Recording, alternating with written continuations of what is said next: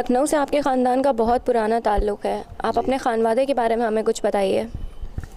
हम लोगों का ताल्लुक़ लखनऊ से जो है उसका सिलसिला जाके सादत खां बुरहानुल मुल्क मीर मोहम्मद अमीन से मिलता है, जो कि लखनऊ में पहले नवाब वज़ीर हुए 1722 में। और उसके बाद फिर लखनऊ से बिलखुसूस ताल्लुक़ जो हमारा हुआ वो हुआ आसिफ़ुद्दौला बहादुर के आखिरी दौर से, जिस वक्त के हमारे मेरे जद के जो छोटे भाई थे हकीम मेहंदी, उनका समझ लीजिए नाम से ज़्यादा मशहूर है, उनका नाम मेहंदी अली ख़ां था और यहाँ लखनऊ में हकीम मेहंदी के नाम से मशहूर हैं, जिनका के मकबरा तालीम गाह निस्वां के सामने है।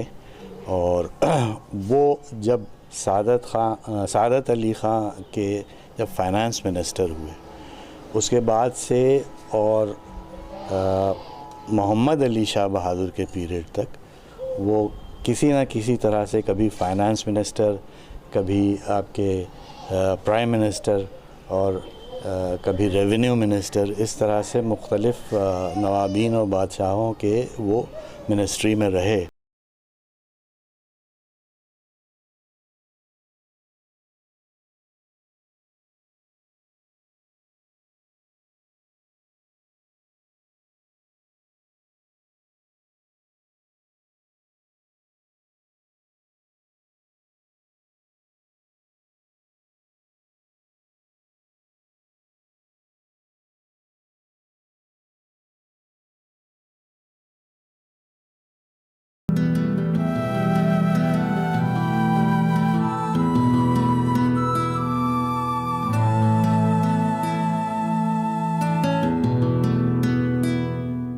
In Lucknow, over the past few years, there is an abundance of people who claim and try to project themselves as Nawabs.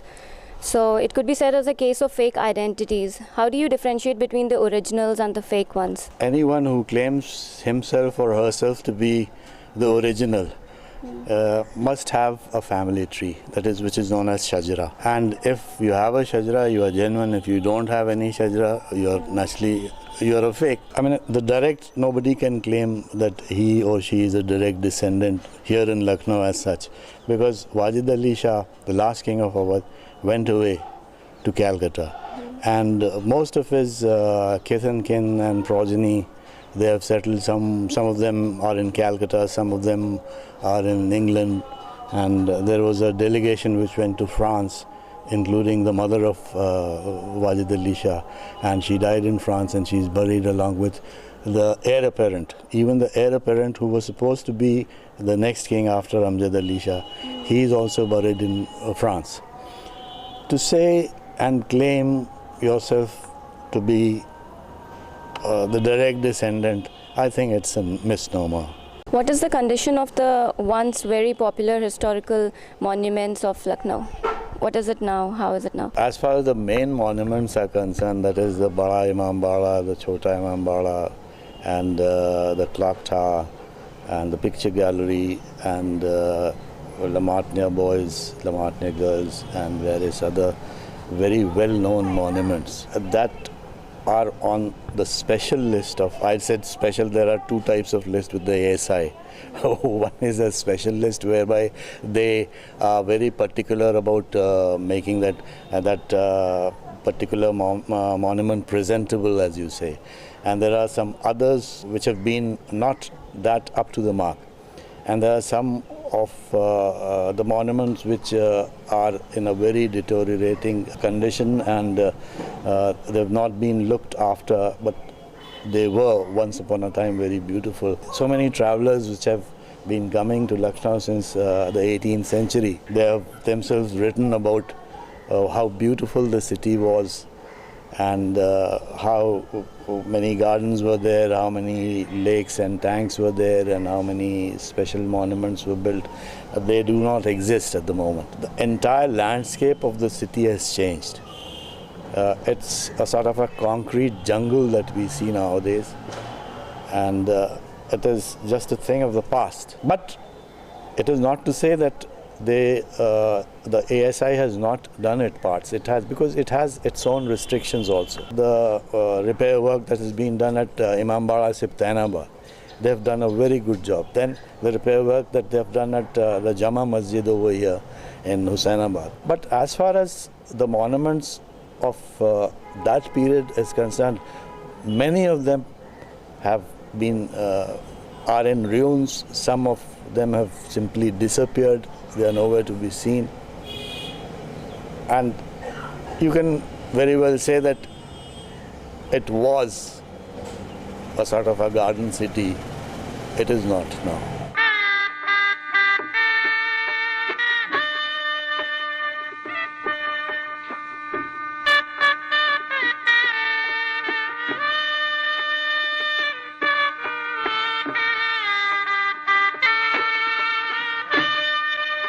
Lucknow की ज़बान में किस तरह ज़वाल आया है, आप इस बारे में हमें बताइए। हमारा तहज़ीब के ऊपर जो फ़र्क हुआ है उसकी वजह यही है कि ज़बान जो है वो बहुत एक तो जो पहले ज़बान थी वो नहीं है, फिर जो कि असर पड़ा अंग्रेज़ी का उसके ऊपर, बहुत से अंग्रेज़ी के अल्फाज आ गए और बहुत से जो बाहर से लोग आए वो अपनी ज़बान लेके आए। अब भाई बहन या खालाजाद भाई या खालाजाद ज़ात किस्म के जो भाई हैं, तो अब वो होने लगा कि साहब हमारे कज़न ब्रदर। अब जब कज़न अलग है, ब्रदर अलग है, तो इस तरीके से ज़बान का इस्तेमाल होने लगा और बहुत सी पूर्वी और जो लोग आए उसका असर हुआ। आम तौर से भी कुछ ज़बान ऐसी है जो अब भी जिसको आप कहिए कि हम लोग हिंदी में कहें प्रचलित है। तो इस तरह से कि मैं से foot Pairi,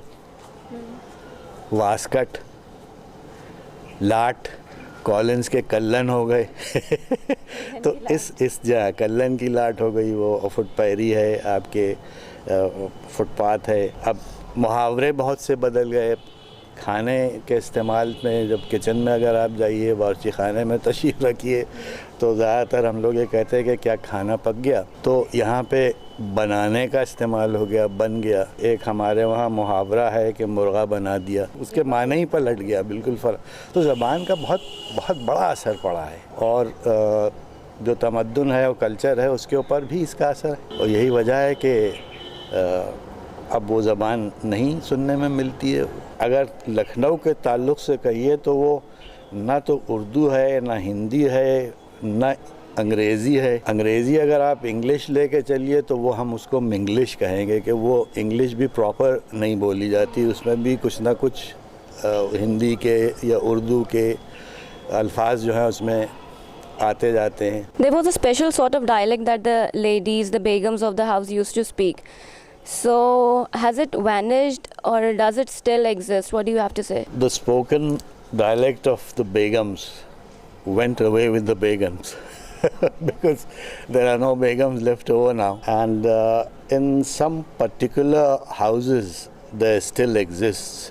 We come to hear those special sort of dialects or the spoken words like we, we, hai, Nauj. A couplet of Akbar which says के अकबर डरे नहीं कभी गोरों की फौज से, लेकिन शहीद हो गए बेगम की नौज से. This sort of language that was prevalent there, मसलन खड़े हो गोरे गरीबा में किस गुमान से दूर, ये सब तुम्हीं पे मरे हैं तुम्हारी जान से दूर. तो ये एक तरह की जो एक नज़ाकत और नफासत और जो लोच था ज़बान में, जो कि बेगमाती ज़बान कहलाती थी, वो भाई नहीं. अब इब्राहिम साहब, हम आपसे लिबास के बारे में बात करेंगे. उस वक्त अवध में, लखनऊ में सब लोगों का एक अलग पहनावा होता था, मर्दों का, औरतों का, यहाँ तक कि मुलाजमों का भी एक अलग पहनावा होता था. वो क्या होता था? वो महफिलों में, मजलिसों में और घर में किस तरह के कपड़े पहनते थे? कैसा लिबास होता था? घरों में तो आम तौर से बड़े पायचों का पैजामा, कुर्ता या अंगरखा मर्दाना लिबास होता था, और गरारे और कमीज़ वो औरतों का रहता था. उस पे का जो सबसे अहम पहलू औरतों का होता था, वो बग़ैर दुपट्टे के औरत नहीं होती थी. हमेशा घर में भी दुपट्टा ज़रूरी था.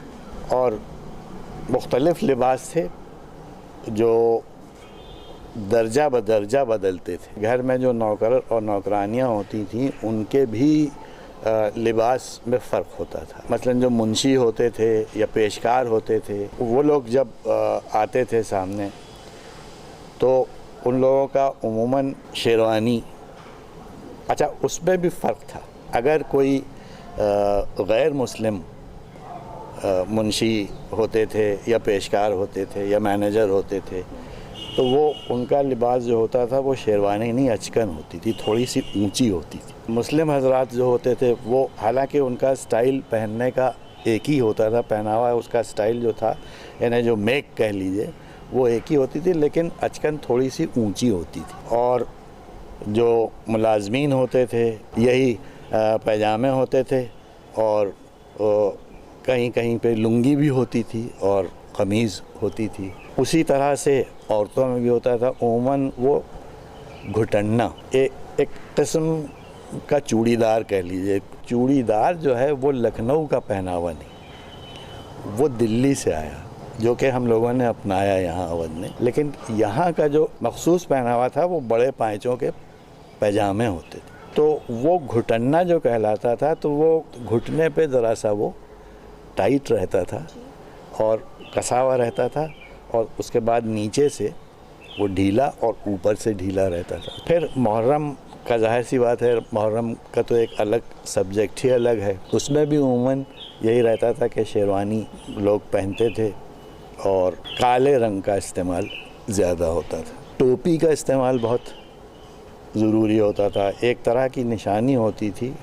और बोताम का इस्तेमाल यानी बटन्स कह लीजिए आप, बटन, तो एक तरह की निशानी होती थी कि अगर टोपी आदमी नहीं पहने है तो उसके घर में कोई गमी हुई है। ट्राइब्स का कह लीजिए, जो ट्राइब्स अलग अलग होते थे, मसलन जो कहीं बाहर से आए हुए अफ़गान हैं तो उनके सर का जो पहनावा होता था वो दूसरा होता था। दिल्ली के हजरात जो होते थे उनके सर पे जो टोपी होती थी वो दूसरी होती थी। तुर्की टोपी बहुत मशहूर थी जो आमतौर से हैदराबाद में चलती थी, जो वैसी गोल लाल रंग की, वो पीछे एक फुन्ना टाइप का जो लगा होता था वो अलग। तो ये इस तरह से लोग भी पहचाने जाते थे कि ये जो सर पे जो ये चीज़ पहने हुए है तो ये कहाँ का है।